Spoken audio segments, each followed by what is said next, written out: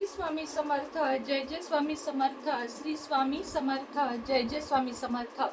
श्री स्वामी समर्थ महाराजांच्या नामस्मरणाने आजच्या व्हिडिओला सुरुवात करूया. शुभ दुपार तुम्हा सगळ्यांना. कसे आहात तुम्ही सगळे? आशा व्यक्त करते स्वस्त असाल, मस्त असाल, स्वामींच्या सेवेमध्ये रममाण असाल. चैत्र नवरात्री मधील दुर्गाष्टमी अगदी जवळ येत आहे.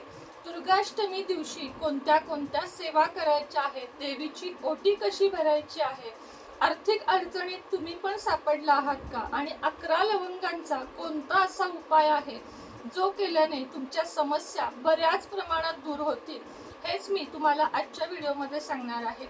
त्याआधी तुम्हाला थोडंसं सांगू इच्छिते की ज्यांना ज्यांना लक्ष्मी कुंचन, स्वामी मूर्ती किंवा कोणतीही देवी देवतांची मूर्ती यापैकी काहीही हवं असेल तर खाली दिलेल्या नंबरवर कृपया कॉन्टॅक्ट करावा.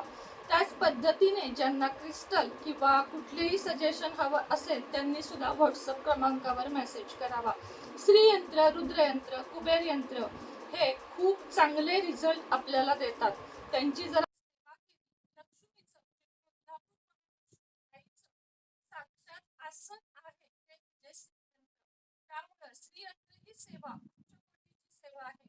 श्रीयंत्रावर जी कोणी महिला प्रत्येक शुक्रवार पौर्णिमेला किमान 11 वेळा लक्ष्मी तेव्हा तिला अत्यंत जास्त सौभाग्य, त्याचप्रमाणे समृद्धी, ऐश्वर्य प्राप्त झाल्याशिवाय राहत नाही. त्यामुळे आता हे बरोबर आहे की गुरुचरित्र आणि स्वामी सारामृत यामध्ये कुठेही श्रीयंत्राचा उल्लेख नाही. त्याचं कारण पण सांगते की गुरुचरित्र आणि स्वामी सारामृत ही आपली महाराजांची सेवा आहे. मात्र श्रीयंत्र, रुद्रयंत्र किंवा कुबेर यंत्र, रुद्रयंत्र ही महादेवांची सेवा आहे. शिवलीलामृत मध्ये त्याचा उच्चार आहे. आणि महालक्ष्मीचे जे श्रीयंत्र, कुबेर यंत्र जे आहे ते साक्षात 3.5 पीठापैकी आपली जी माता लक्ष्मी आहे तिथे श्रीयंत्राचा उच्चार आहे. त्यामुळे या सेवांना कधीही नावं ठेवू नका, कारण दुसऱ्यांना नावं ठेवणे किंवा अशा देवी देवतांच्या गोष्टींना नावं ठेवणे हे सुद्धा आपल्याला महाराजांनी गुरुचरित्रामध्ये आणि स्वामी सारामृतामध्ये कुठेही सांगितलेलं नाहीये की दुसऱ्या गोष्टींना आपण नावं ठेवूया. गुरुमाऊलींनी स्वतः आपल्याला ही श्रीयंत्राची सेवा करावयास सांगितलेली आहे. तर आपल्याला चैत्र अष्टमीला ह्या सेवा करायच्या आहेत. कोणत्या त्या लगेचच बघूया. आपल्याकडे जर श्रीयंत्र असेल तर श्रीयंत्रावर या दिवशी पाण्याने अभिषेक करून त्यानंतर श्रीयंत्र स्वच्छ पुसावे. एका तांबड्यामध्ये चिमूटभर लाल अक्षता ठेवून त्यावर श्रीयंत्र ठेवावे आणि गुलाबाच्या पाकळ्यांनी आधी अभिषेक करावा. संपूर्ण गुलाबाच्या 1 पाकळ्या काढून घ्याव्यात आणि त्यानंतर 108 किंवा जेवढ्या पाकळ्या असतील त्या वाहत वाहत ओम श्री महालक्ष्मी नमो नमः या मंत्राचा जप करावा. त्यानंतर थोडेसे एका वाटीमध्ये कुंकू घ्यावे. मला माहिती आहे सगळ्यांना खूप वेळ नसतो, म्हणून किमान 11 वेळा आपल्याला मुद्रा कुठली करायची आहे? हरिण मुद्रा. हरिण मुद्रेमध्ये आपल्याला कुंकुमार्चन पायापासून डोक्यापर्यंत असे श्रीयंत्राचे करायचे आहे. म्हणजे पृष्ठभागापासून टोकापर्यंत असे आपल्याला कुंकुमार्चन करायचे आहे. जी महालक्ष्मीची किंवा कुलदेवीची मूर्ती असेल तिचा सुद्धा अभिषेक करावा. तांबणामध्ये घ्यावे आणि त्यानंतर कुंकुमार्चन करावे. कुंकुमार्चन ही सेवा खूप जास्त महत्वाची असते.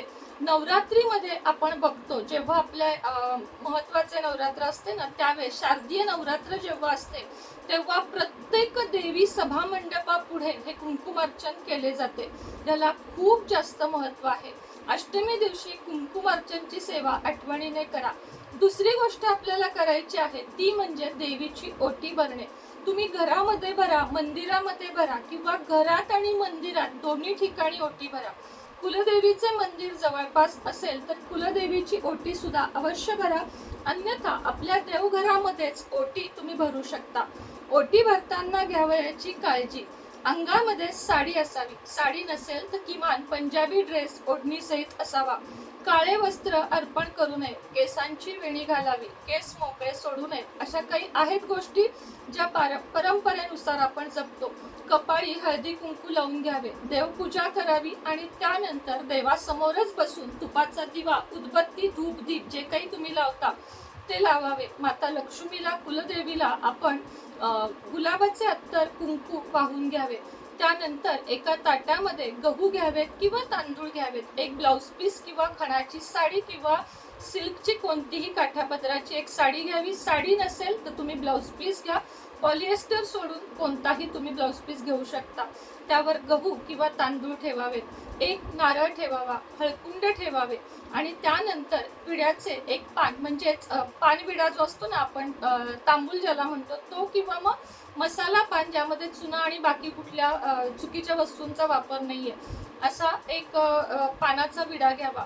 त्यानंतर तुम्हाला जे काही शृंगाराचे सामान ठेवावं वाटत आहे ते ठेवा, किंवा नुसते नारळ आणि गहू आणि हळकुंड एवढे ठेवून जरी ओटी भरलीत तुम्ही तरीही ओटी भरावी. ओटी भरताना लक्षात घ्या, आपल्या खाली बसायला देवघरासमोर आसन घ्यावे. त्यानंतर ती जी ओटी आहे ती आपल्या छातीशी लावावी, 3 वेळा देवीच्या चरणांशी लावावी. नारळाची शेंडी जी असते ती देवाकडे करावी आणि 3 वेळा ओटी भरून ओम श्री महालक्ष्मी नमो नमः आणि मी जी माझ्या परिस्थितीनुसार देवी माता तुझी ओटी भरलेली आहे त्याचा स्वीकार करावा असं साध्या सोप्या भाषेत मराठीमध्ये म्हणावं. आता त्यानंतरची सेवा तुम्हाला सांगते. आता प्रश्न येईल की ताई या ओटीचं नेमकी करायचं काय? तुमच्याकडे जर चालून कुणी सवाष्ण येत असेल किंवा जवळची एखादी चांगली महिला तुमच्याकडे येत असेल स्वतःहून तर तिची ओटी भरा. अन्यथा माता लक्ष्मीच्या देवीच्या कोणत्याही मंदिरात ही ओटी तुम्ही ठेवून येऊ शकता. घरामध्ये वापरण्यापेक्षा शक्यतो एखाद्या महिलेला किंवा एखाद्या मंदिरामध्ये आपण ती अर्पण करावी. त्यानंतर तुम्हाला सांगते तो 11 लवंगांचा उपाय. 11 फुलासहित लवंगा घ्याव्यात. त्यानंतर या ज्या लवंगा आहेत त्या एक एक करून म्हणजे एक लवंग हातामध्ये घ्यायची, माता लक्ष्मीला वाहायची आणि चरणांपाशी ठेवायची. ओम श्री महालक्ष्मी नमो नमः, ओम श्री महालक्ष्मी देव्यो नमः या मंत्राचा जप करत आपल्याला 8 किंवा 11, 5, 108 या क्रमांकामध्ये शक्यतो 5, 11, 108 या संख्येमध्ये आपल्याला माता लक्ष्मीला लवंगा व्हायच्या आहेत. या लवंगांची नंतर आरती करावी. कधी? संध्याकाळी. या लवंगा एका कापूरदाणीमध्ये घ्याव्यात, त्याच्यात कापूर ठेवावा, त्याच्यावर या लवंगा ठेवाव्यात आणि माता लक्ष्मीची, गणपतीची, महाराजांची, दत्त महाराजांची अशी एक एक आरती घ्यावी. आणि ह्याचा जो उरलेली जी राख जी काही असेल विभूती ती कपाळाला लावून घ्यावी, उरलेली एखाद्या झाडाला घालावी. अशा पद्धतीने अष्टमीला सेवा कराव्यात. अष्टमीला श्री सूक्त म्हणावे. अष्टमीला तुम्हाला जमत असेल दुर्गा सप्तशतीचा तुम्ही संपूर्ण ग्रंथ पठण करू शकता. दुर्गा सप्तशती वाचताना एकच लक्षात ठेवा की घरामध्ये चुकूनही मांसाहार घडू नये. आदल्या दिवशी अष्टमी दिवशी आणि नवमी दिवशी ब्रह्मचर्याचे कडकडीत पालन करावे. घरामध्ये कांदा लसूण वर्ज करावेत. दुर्गा सप्तशती पाठ हा जोरात वाचावा. ज्यांना ज्यांना दुर्गा सप्तशती पाठाचे पठण जमणार नाही त्यांनी सिद्धकुंजिका स्तोत्र म्हणावे. अशा पद्धतीने अष्टमीच्या या सुंदर सेवा आपण कराव्यात. चैत्र नवरात्री, शारदीय नवरात्री, शाकंभरी नवरात्री हे तिन्ही नवरात्रीमध्ये जे कोणी अशा चांगल्या या सेवा करते त्याच्या घरामध्ये आर्थिक चणचण कधीही भासत नाही. तुमच्याही घरात जर आर्थिक चणचण भासत असेल तर या सेवा अवश्य करा. श्री स्वामी समर्थ.